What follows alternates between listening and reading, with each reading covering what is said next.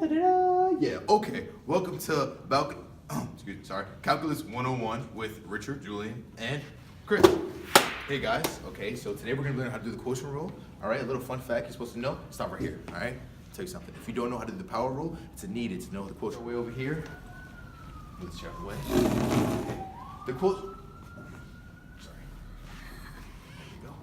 The quotient rule, basically, is the method of finding derivatives of a function that is the quotient of two other functions for which derivatives exist. Oh, hey guys, welcome back to the video, alright? Right now, I'll bring my trusty Julian to whip the equation for you guys.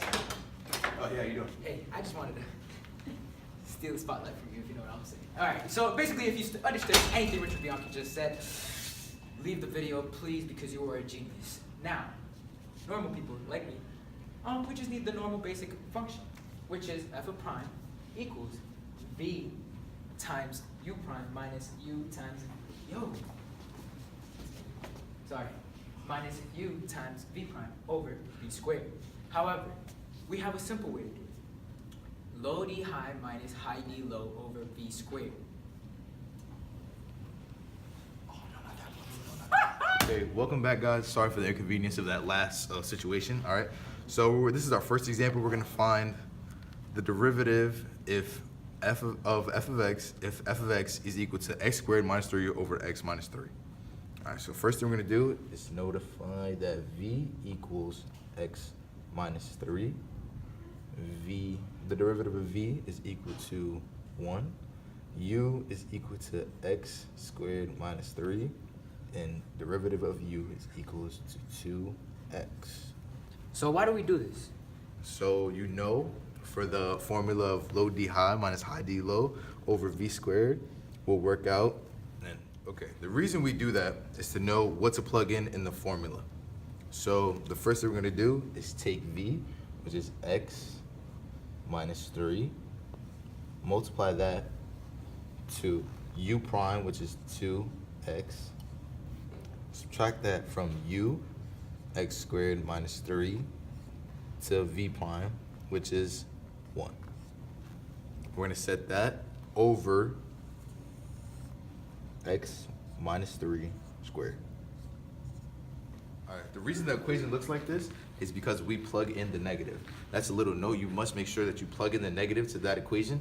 A little note that you can do to help you is put little brackets around to know that you must plug in the negative to the multiplication problems.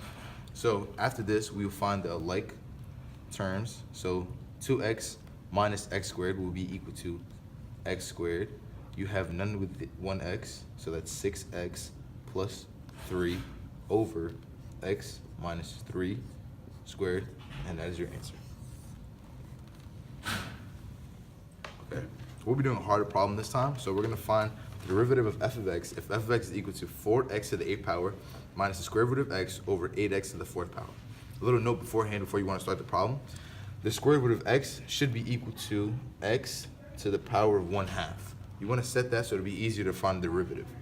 Okay, so in this case, it'll be at 8x to the 4th, that's v, and derivative of u, which is 32x to the 7th power, minus 1/2 times x to the power of a negative half. We got this by multiplying this to the front, which you must do. Then you subtract this by 2 over 2, which will give you a negative 1/2, which is how we got that. Then you subtract this by 4x to the 8th power minus x squared, which is, this will be u, and then v prime, which is 8x to the 4th power. You multiply this down, this will give you 32x to the 3rd.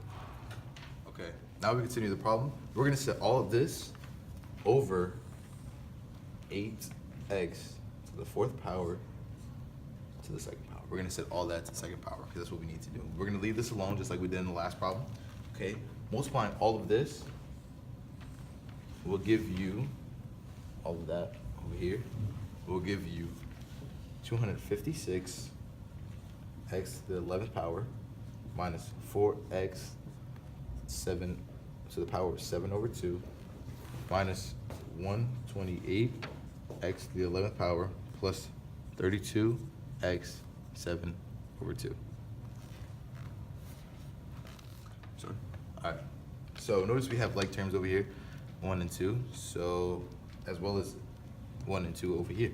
So this will simplify to 128x to the power of 11 plus 28x to the power of 7 over 2. And we have to set all of this over what we had over here. Always must continue with this as your denominator. So this would be 8x to the 4th to the power of 2. And this is your answer.